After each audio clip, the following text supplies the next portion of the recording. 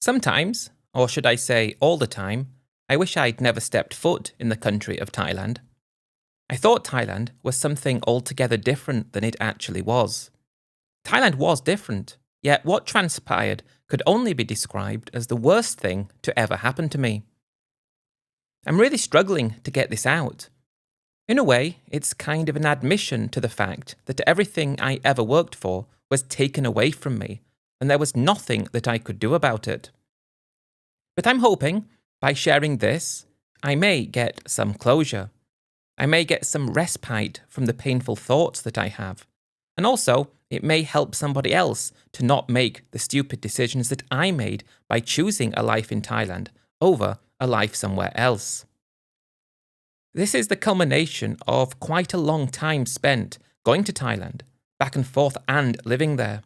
And the goal of living there was the thing that was first and foremost in my mind from the first day I even touched down in the country. I don't know what's worse. Having dreams that never become true, or having dreams that come true that in turn into nightmares. The sort of nightmare that you would wake up from in a cold sweat, thankful for the fact that it was only a nightmare and not reality. I don't know if it was my character, my lack of confidence, or my disdain for things that went wrong. I don't know what it was. I don't know why I felt Thailand was going to be the answer to everything. Suppose I'm just looking for excuses, something to point the finger of blame at. I want to blame someone else, something to say to me that this happened and it wasn't your fault. If I have to think that what happened was my fault, that makes everything considerably worse, because that would mean that what happened to me was because of the decisions that I made. It happened because of feelings that I had, and that makes me feel very scared to understand that I didn't have my wits about me, and I blindly followed feelings of the heart as opposed to the mind. I recently got back home, and the place I'm living in is depressing. I never thought I would have to live in a ground floor flat on an ex-council estate, surrounded by people who haven't had the experience of international travel or the experience of living a life that I lived. They're great people. I get on with many of them. Yet, when I'm talking about my life and the things that I've done, the things that I achieved when I was younger, and the adventures I had when I moved to Thailand, they won't be able to picture it because that's something that doesn't interest them. It makes me hard for me to build friendships. I've only been back for just over a year and I'm alone in every aspect of the meaning of the word. All my old friends don't want to talk to me anymore because that was a lifetime ago when I was still friends with them. And they look at me in my situation today and turn their noses up at the very notion that they used to be friends with someone like me. My kids, they don't want to speak to me, angry that I left, angry that I'm no longer together with my ex-wife, and while I can survive, I'm not even close to thriving. I'm not living the retirement that I thought I would live, because everything went wrong, and it went wrong so quickly. I just had my 72nd birthday this month, and it was the loneliest birthday I've ever had. I wish more than anything that I was still in Thailand thriving, happy, and living the life that I expected that I would be living. I still struggle to come to terms with this. I didn't think I will ever truly come to terms with what happened to me because when you actually think about it, long and hard, I'm 72 years old. I still have my faculties about me and my health, which I have to be thankful for. But my mind is still full of dreams. My mind is still full of hope for something better. But there's nowhere to go from here. So while I have these dreams and hopes, most of all, my mind is full of regret. Because when you get to the age that I'm at now, there's no chance to start again. There's no do-over, no second chance. And if by any miracle my story can help somebody to understand that only you and you alone can look after yourself and protect yourself, then it would have been worth it. Even if many people will ridicule me about the fact that my life was completely destroyed. Thailand started for me 26 years ago, 1999. At the time I was married. I had been for 20 years, and I had 2 kids. The oldest was 16 and the youngest 12. And we were just a normal family, doing normal things. It was in 1999 that one of my closest friends was getting married in Thailand. He'd never been married at home, went to Thailand lots of times, found someone, and decided he wanted to marry her. He invited me and my family to Thailand to the wedding. He was my closest friend, and he wanted me there by his side to have some form of support because he was no longer in contact with his family. I thought the idea of going in Thailand sounded incredible. The furthest I'd been was in the other direction, to the west coast of America, but flying for a similar distance in the exact opposite direction sounded exciting, and also it could open my mind to more of the world. My wife, however, didn't want to go. My kids did, but my wife, she didn't want to go. She knew, though, how close I was to my friend and told me to go by myself. I look at this point in time and wonder what would have happened if she went with me. If my wife didn't say, I don't want to go, and we all went, every one of us, would things have turned out the same? Probably not. But I'm not trying to pin blame on my ex-wife here for saying she didn't want to go to Thailand. I went by myself, only a week, spent a few days in Bangkok, and my friend was getting married in Pattaya. He'd already had a ceremony where his wife was from, but he wanted to do another smaller ceremony in a way that was typical for him. Being a Christian, he wanted to go to a church, which seemed to be very, very uncommon in Thailand. But that was the one I was going to, and the party afterwards. And he also paid for a few of his wife's family to go to Pattaya as well, to be at this ceremony. Only her mother and father and sisters, but actually a few of her other family members came as well. Thailand was remarkable though. I think I spent too much time buying into all the jokes people made about the country of Thailand. You only go to Thailand for one thing. But Thailand was so much more than that.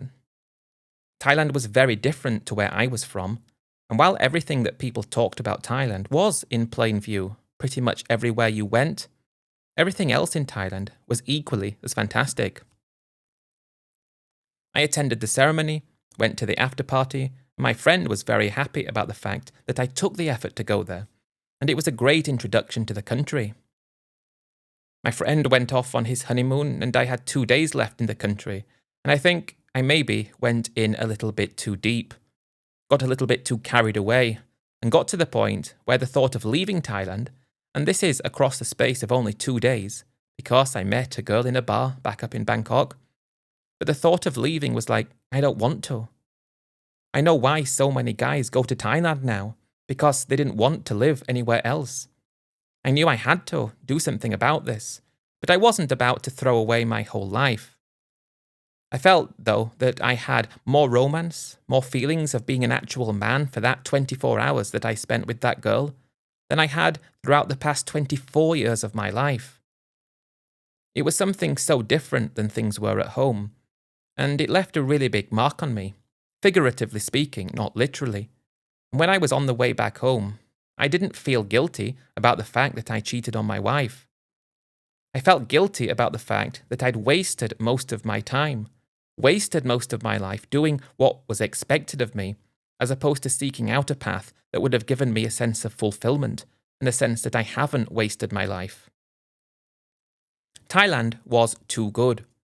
Thailand was amazing, yet leaving wasn't. And it's when you get back home and get back to work, back to routine, that you start to understand. And in a way, you start to feel like, I want to enjoy myself. I didn't realize I was so miserable. That's the most painful part of it. The fact that I didn't realize how miserable I actually was with the life I had. There was never any excitement, never any spice in my relationship. My wife also went to work and we shared the responsibility of bringing up our kids. We shared the housework. We shared everything. But she never really shared any love and affection towards me, really, ever since we had the kids. I'm not saying it was non-existent, but I'm saying that it wasn't like that meeting that I had in Thailand. That's what I thought a relationship was meant to be like. Although that wasn't a relationship, it was just a casual fling. But it seemed that the guys that go to Thailand, that was their normal. Yet my normal was destroying me inside. I couldn't shake the feelings of Thailand. I wanted to go back for a bit longer. I wanted to have an excuse to go back, and I was hoping that my friend would invite me out for another visit. Yet I knew perhaps I needed to twist his hand a bit, as if to say, I want to go to Thailand again, but I want it to be someone else's idea. I was living my day-to-day existence as normal, though, after I got back. Going to work, too tired in the evenings to do much of anything else, and the weekends I spent time with my wife and kids, just like we did before. Inside, though, I felt trapped. I felt like my very being is somehow not where it belongs, like I'm shackled in a way, like I'm in jail, yet I'm not in jail, but I am, because I'm not free to be who I want to be. That was when I went down the rabbit hole of thinking that the whole setup that we have in the whole world, really, not just in the West, but everything was designed in a way to get you to toe the line. Everything was designed in a way to keep you numb to what reality is actually like. I don't know if anyone else has similar feelings to me, but we're told to go to school. You have to go to school. Yet we don't learn how to make money. We learn how to be an obedient worker who will do their job every single day even though they don't want to do it. We're told that we're meant to settle down and get married and have a family. Is that what people would do by choice if there were no societal constraints placed on them? I don't think they would. I started imagining what it would be like to be single, what it would be like to have not had these huge expenses that I have to pay for.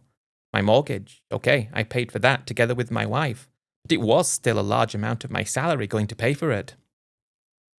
Then you've got the grocery expenses, all the bills that you have to pay for, clothes for the kids and they're growing up and the activities they want to take part in.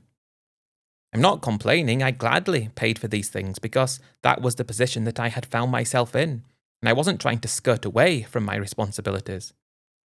But I imagine what would have happened if I'd never got married and never had kids in the first place. I wouldn't need to make as much money. I wouldn't need to constantly hold myself back from exploring new avenues in life. You'd be able to just do what you wanted to do when you wanted to do it.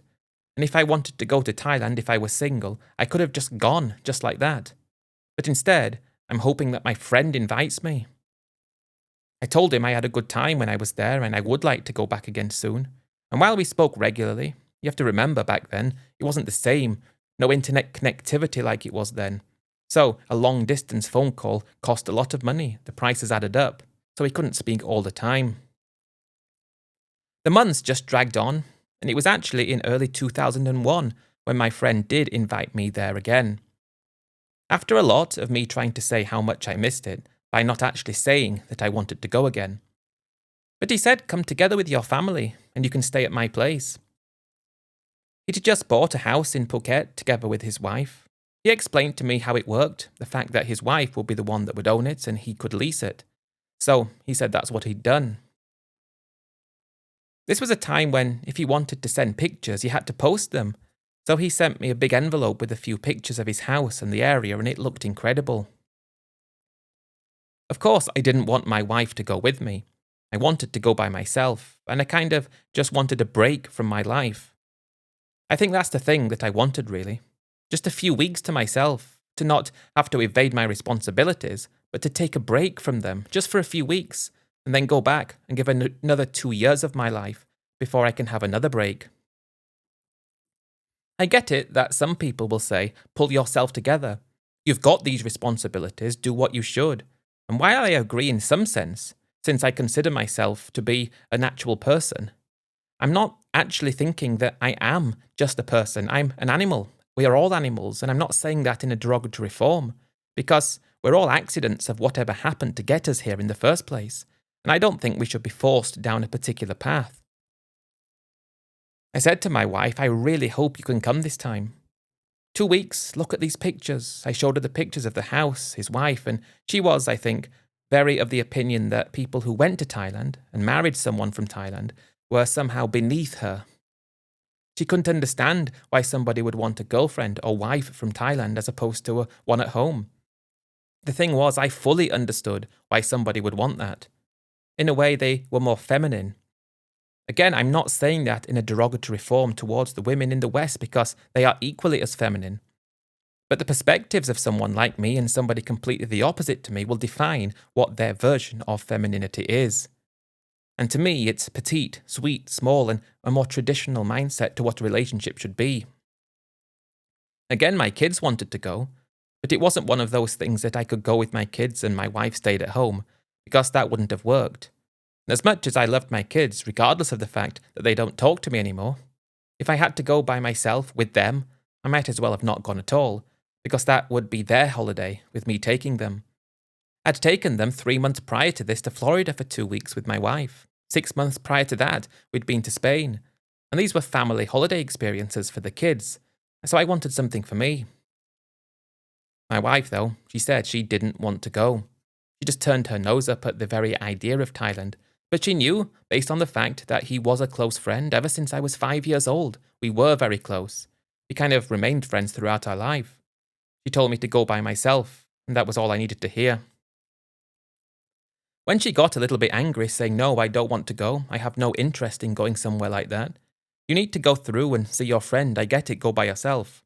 That's exactly what I wanted her to say. Of course, I didn't say that to her. I pretended to be really down in the dumps. It's not going to be the same without you. But I do need to go and see my friend because I haven't seen him for a long time. Wish he could come, I really do. But never mind. It'll just be 2 weeks, and then in 6 months, we can go somewhere else together. My wife had her eyes set on going to Venice, so I brought up that fact that in 6 months we could go there. Couldn't believe it though. I was actually going back to Thailand. A long time since I had been before. This time for 2 weeks. And this time it was going to be better than the last, because I knew exactly what I wanted to do as soon as I got there, and it was amazing to think about.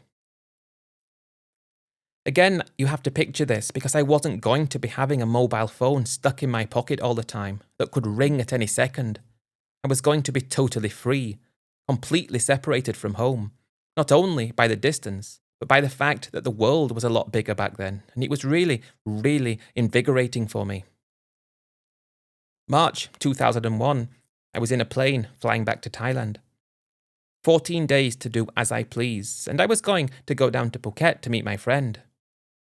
I think my wife thought I was going straight to meet my friend, but I had a week first to spend in Bangkok and Pattaya, the 2 places that I'd been to and I couldn't get enough of.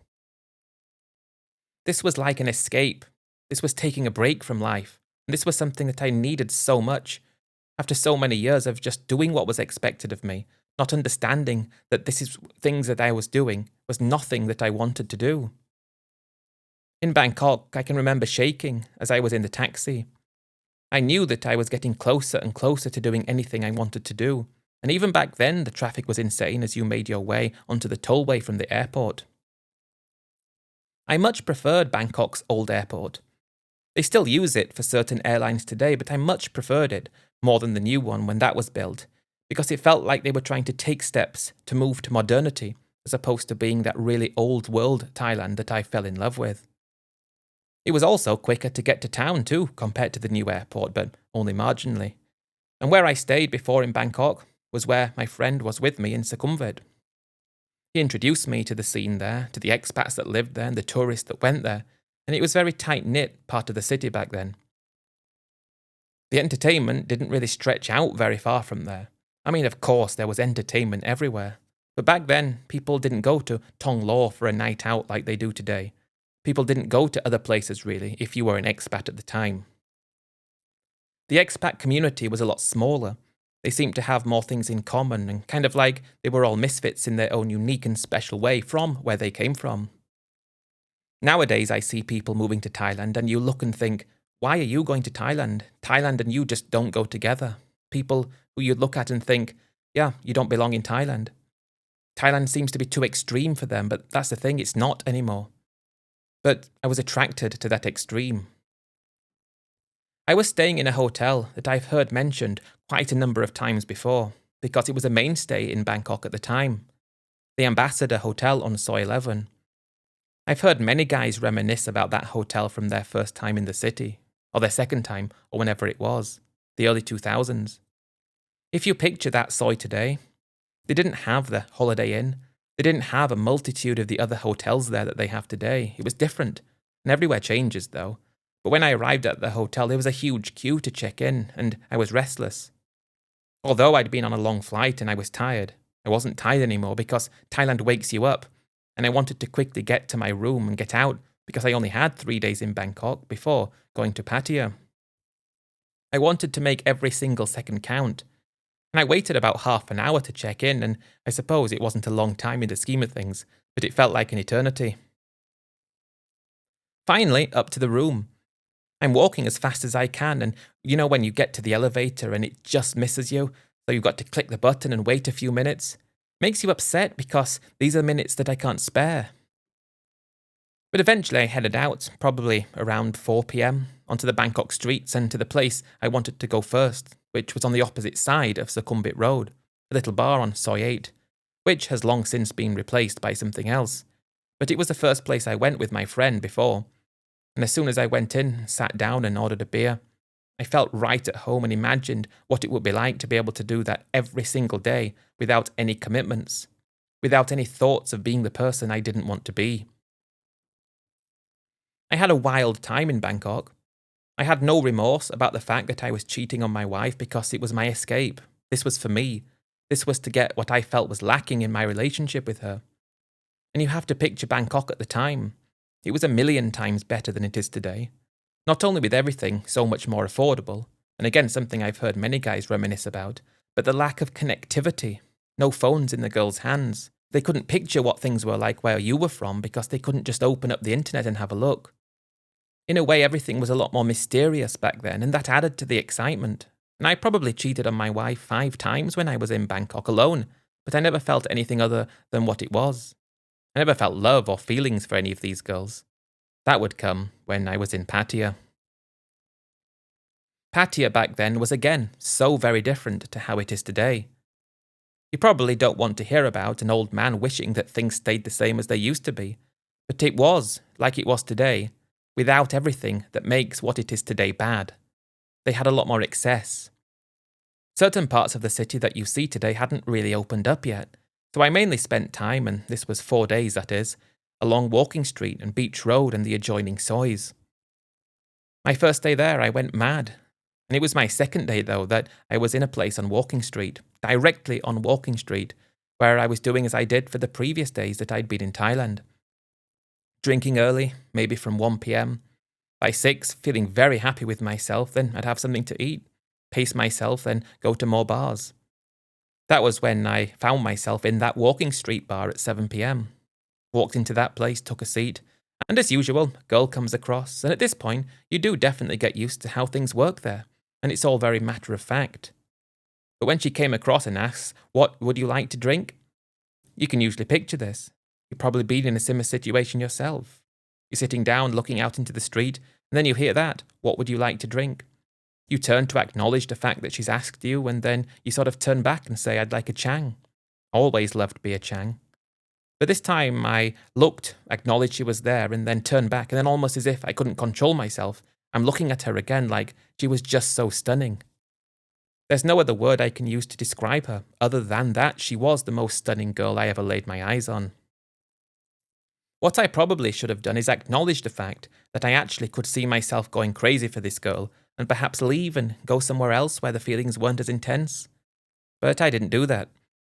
I ordered drinks for me and quickly ordered one for her as well, and we basically talk, the same way as I talked to all the other girls that I'd seen since I was there, but before it was more casual and fun, but this was different. 25 years old and I was approaching 50, and that was one of the first things I loved about Thailand. One of the things I got very wrong about Thailand as well, though, was because while I knew that something like this at home was not going to happen, and if it did, there would be a particular reason for this happening, perhaps monetary, in Thailand it didn't seem like that was the case. Most of the girls all had the same stories. How they didn't like Thai men, how they preferred guys with more experience, preferred guys with more life experience. But I suppose that's exactly what somebody like me would have wanted to hear in a situation like that. I honestly thought that this was one of the reasons for the country of Thailand, was to give guys like me a second chance to have what we failed to have before. When I met my wife, we were both the same age. She was young, I was young. It wasn't the same as what this was, because this was more exciting in every single way. Things got very serious with her.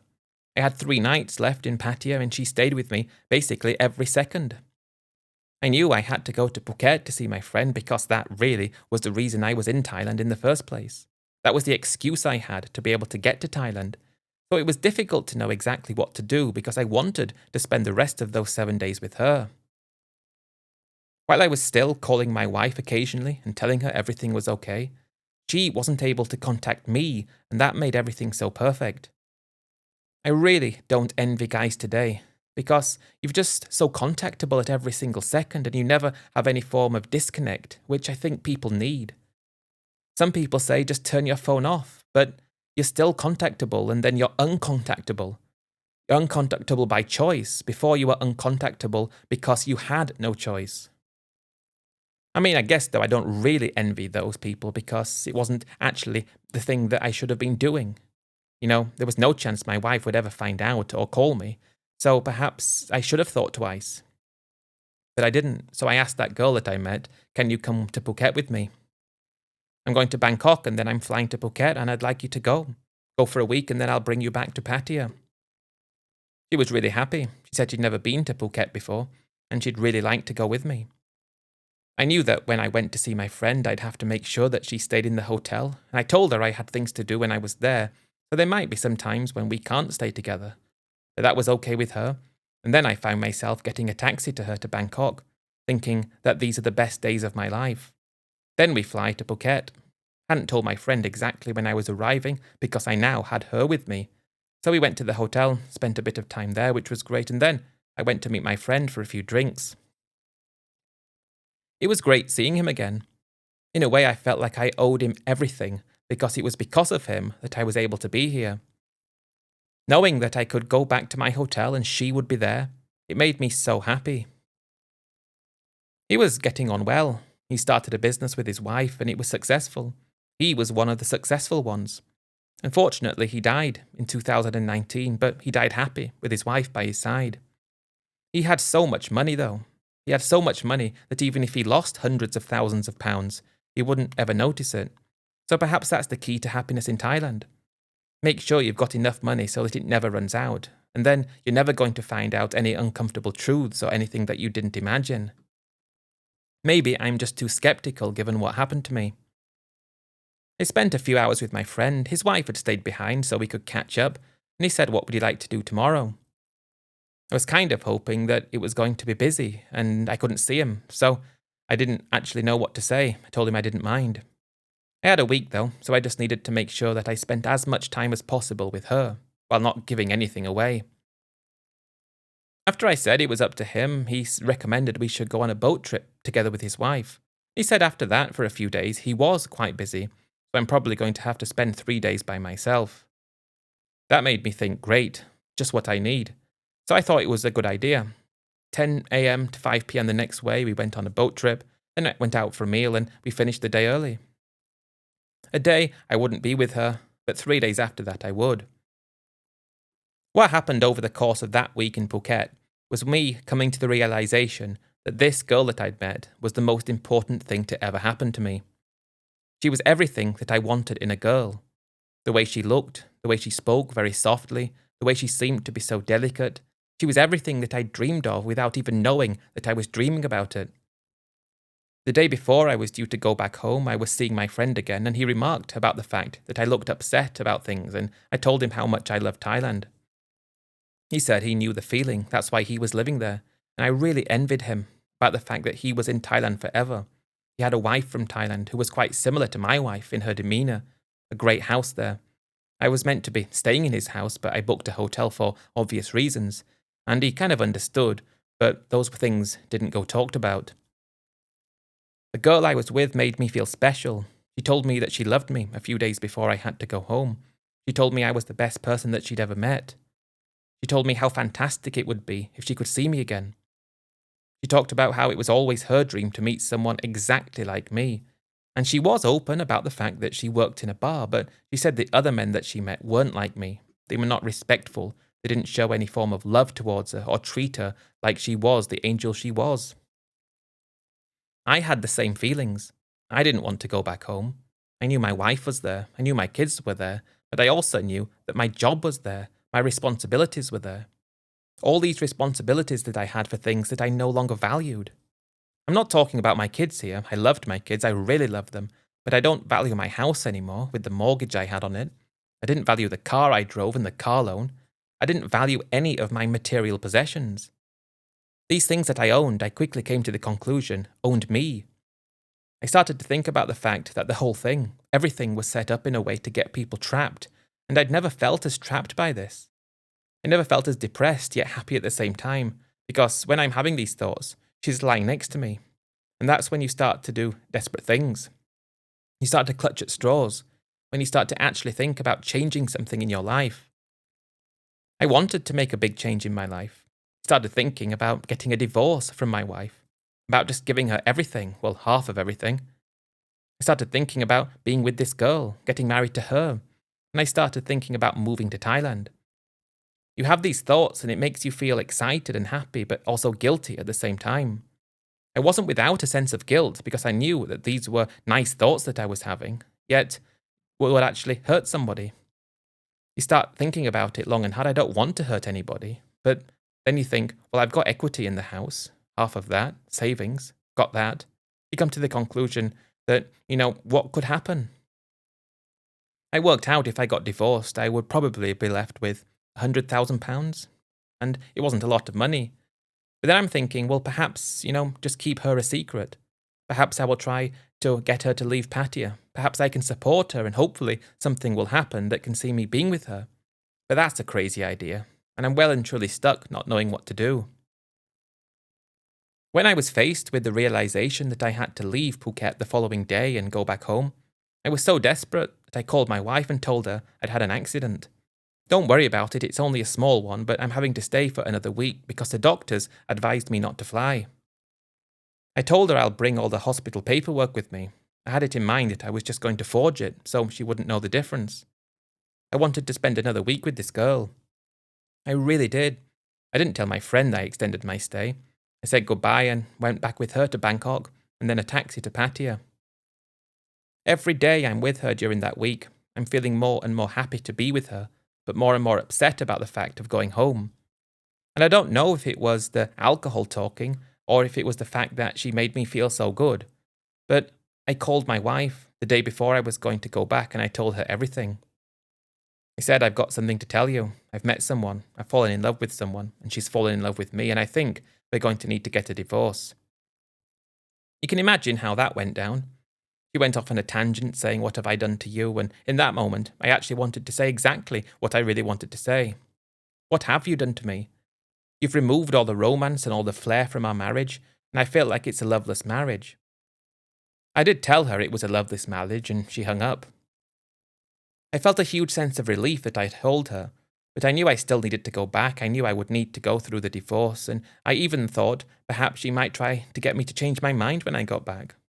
But what I did promise the girl was that, I would keep in touch. I would try to send some money for her so she didn't need to work in the bar, and I hoped to come back as soon as possible and spend more time with her. It was very difficult leaving her. She said she'd wait for me. She said I was the most special man she'd ever met, and I believed every single word she said because it came across so beautifully. When I was flying home, that's when it kind of hit me that I'd actually told my wife about this, and my life that I'm going back to is never going to be the same again. I didn't know how bad it was going to be or anything. I didn't know what would happen when I got back. But what did happen was I walked into the house, the kids were at school, she's there not at work knowing that I was coming back on that day, and in a way she wasn't angry. She started opening up. I found out that she had also cheated on me and had been doing so for over 4 years. She kept that a secret from me. So she was actually secretly happy for me to go to Thailand because that gave her chance to do that. She was shocked when I spoke to her on the phone because it was sudden and abrupt, but now everything came out into the open. The worst thing was that my kids believed that it was all my fault and they didn't want to speak to me ever again. Ever since then, they've not spoken to me, which is really sad. But I actually was so happy that I found out that she cheated on me. That made everything so much easier. We got divorced, everything split in the middle. The kids went to stay with her and my oldest was already 18 and youngest 14. So I had a few child support payments to make, so I paid that up front. I was spending a fortune calling the girl I met all the time on the phone every single day. She talked all the time about how much she missed me, how much she wanted to see me, and it felt like I wasn't too far away from being able to go again. After the divorce, I ended up with £130,000. At that time, that was a lot of Thai baht, and the Thai baht went a long way. 4 months after I'd returned home, I was divorced, quit my job, and I was moving to Thailand permanently. It was incredible, still in 2001. I made my way straight to Pattaya. She told me that she'd stopped working in the bar. She knew I was going back, and when I met her and saw her again after those 4 months, I felt like I'd made the best decision ever, doing what I did. She was everything that she was when I met her the first time, and I can't be sure if she did stop working in the bar, but I was sending money for her, so she didn't need to. That didn't make much difference to me anyway, though, because one of the appeals about her to me was when I met her. That was what I thought would give me some sense of security in the relationship, as to the point where she would only never lose any affection or any kind of romance, because she wouldn't be able to do that, due to the fact that she worked in a bar before. When I was back, we moved in together, I found a place to rent, and within a year, we were getting married. 2003 when we married. Told my friend about all this, and he came to the wedding. He said he doesn't envy me with what happened with my ex-wife and the kids, but he fully understands, because he was of the mind that you only have one life and you've got to enjoy it, and I was enjoying this. My ex-wife remarried that guy she was cheating on me with. Turns out that they were a lot better off together, so that made it better for me because I knew that I hadn't really destroyed her life. In a way, I kind of felt like I'd given her what she wanted, which made it easier for me. But my kids, though, wouldn't listen to me or talk to me. After a while, I gave up trying. My marriage to her was amazing. I transferred all my money to Thailand. I think I had about 8 million baht, and I felt like a lot of money at the time, given the fact at this point in Thailand, you could spend 50,000 baht in a month, and you're going to be eating out every day. Steak one day, pizza the next, Thai food the next, going for drinks all the time. It was really great time in Thailand's history for expats. And being there as a new expat, I couldn't wait to actually start to do something. It was my plan to make money in Thailand, to start a business, be successful, and live happily ever after, as they like to say.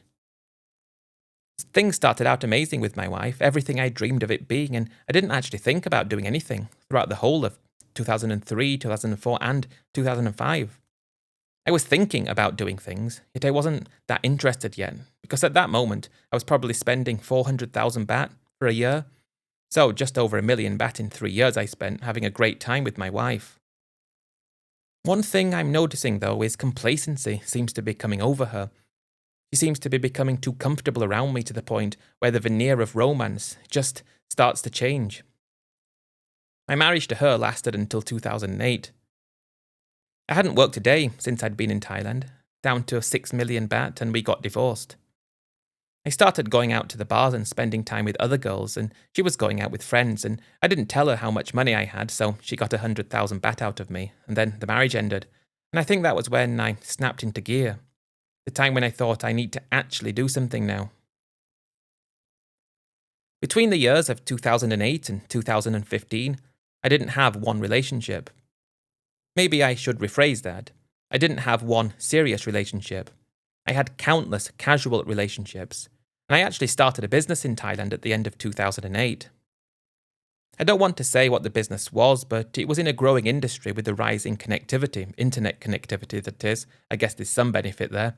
And I was able to bridge the gap between where I was from in Thailand, and let's just leave it at that.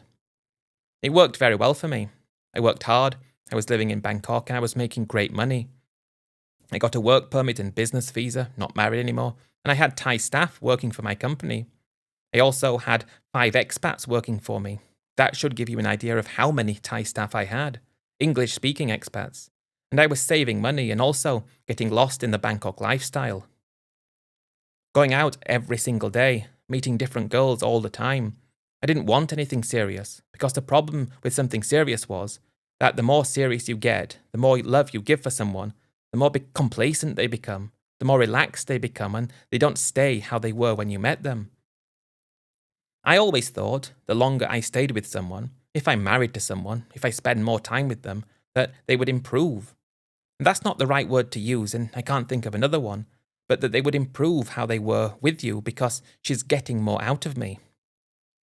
I lived by that mantra for 7 years. But that all changed though when I met a girl in 2015 that I just convinced myself would be like I found her forever.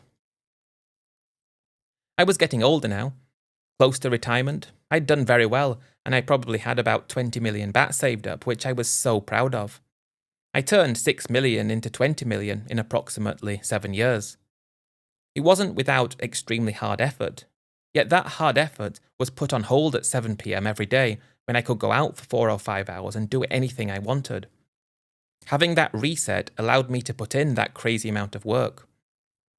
I was ready to take a step back though. I was ready to retire. And when I met her, she was 23. She was unique to all the other girls that I'd spent time with over the past 7 years. We got married quite quickly, and I continued to work in the business that I had up until 2018 when I closed it down. I paid out all the staff and did right by them, and I had, I think, 23 million baht in the bank, probably a little bit more than that, which was enough to have the best retirement ever in Thailand. I was in my mid-60s, my new wife had turned 25, and we started thinking about the future, about what we could do and where we could live. What I did very wrong was believing that my wife, this is my third wife, was somehow elementally different to my previous 2 wives and all the other girls that I spent time with since I'd been in Thailand. I didn't consider her to be like these other girls. I considered her to be the best and most special girl I had the chance of spending time with. The amount of love she gave me, the amount of respect she seemed to give me, and in turn the amount of respect and love I gave to her, I had no idea from that moment on things would just go downhill for me very, very quickly to the point where I'd somehow lose everything that I'd worked for. I didn't go into it thinking I was going to lose money. I went into this thinking that I'd found a 1 in a million. When we married, I was renting some office space in a building.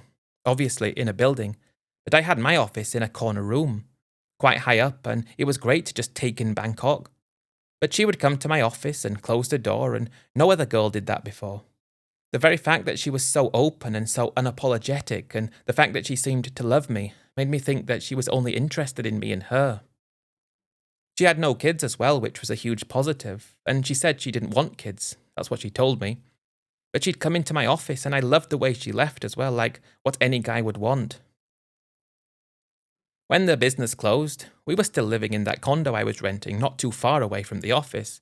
But now I didn't have that business anymore, now that I didn't have to work anymore, we started thinking about where else to live. I loved Bangkok. I continued to love that city throughout the whole time I was there. But I couldn't see myself retiring there and growing older there. I wanted to be somewhere else. I didn't want to live in my wife's village. I didn't want to go down that path that I'd seen so many guys do, because although I'd been on a number of occasions and I got on okay with her family, to me that part of Thailand was too out of the way. It was too different to the places I liked. So that was something that although we discussed, we decided wouldn't be the best thing to do. Pattaya was an option. I'd spent a lot of time there in the past. I considered the time in that city and I think I knew it very well.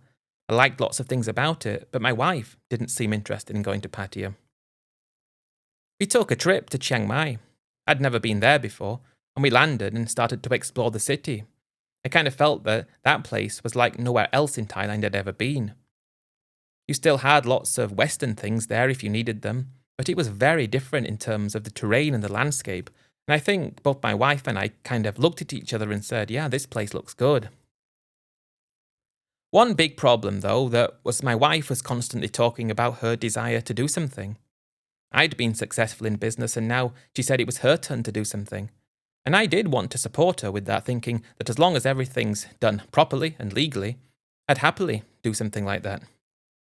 I didn't see any problem with her doing it. We'd been in Chiang Mai for a week, staying quite close to Ta Pei Gate, and we were doing lots of walking around because I like to keep active. We just happened to walk past this small hotel that said, for sale. It seemed to be in a really fantastic location. Only small, but it was a good location judging by everything else that we saw around us. I asked my wife to inquire as to the price because she said that would be an amazing thing to do, and it was 20 million baht. I thought I could afford that. I could afford it. I had just over 23 million, and a hotel like this, given the amount of rooms and the amount of investment that would be needed, which wasn't a lot, could probably make 200,000 a month. That seemed to be almost like a foregone conclusion. I don't know why I decided to buy it. deciding against using a company to buy it because I was already of retirement age, and I bought it in my wife's name. She now had a hotel, and I didn't have as much cash left, but it was a going concern and money was coming in every month. And I got to the point halfway through about 2019 where I've got about 4.5 million in the bank. My wife was sharing the profits with me. Everything seemed good. And then we had the global shutdowns. No one's coming to Thailand, let alone Chiang Mai. And for the first few months, money is going out of the door very quickly, paying for the staff, and it was a nightmare. Money going down, and I think we're going to be able to weather the storm. I think everything's going to be fine. Until I found out that my wife had mortgaged the hotel, even before the start of COVID. She'd taken out quite a big loan on it. She wasn't able to explain where the money went. And if COVID never happened, I guess I probably wouldn't have even found out about this loan because she was paying it back and everything she said was working. That was when it hit me though that all of a sudden, this sense of security that I thought we had wasn't there anymore. My money is slowly draining away and I'm having to start paying back this loan, hoping that we can open the hotel soon. I didn't know anything other than that. But I always think that bad things come in three. COVID, finding out my wife had taken a large mortgage against the hotel I bought, which was meant to be for something for her to do, and also for me to get a retirement income out of. And three, I didn't know what three was yet, until I found out the truth about my wife. It seemed like she didn't love me like I thought she did. She loved this guy from her village. And it's a tale as old as time, isn't it? The fact that I have personally met when I was in Bangkok working, more than 30, maybe even more than 40 guys, I would say, who got married to someone and eventually found out that she was still in a relationship with her old boyfriend from the village. Yeah, 40 guys, I say, I found this out about. And then I just got added to those statistics. I tried my best to push through everything, thinking I will just ignore it, as long as she will call off that relationship and never see him again, but she didn't. And by 2022, as much as I was trying after things were hopingly going to improve after COVID, unfortunately, Chiang Mai didn't really pick up like many of the other places in Thailand did, so it didn't help. But I'd continuously paid off that loan.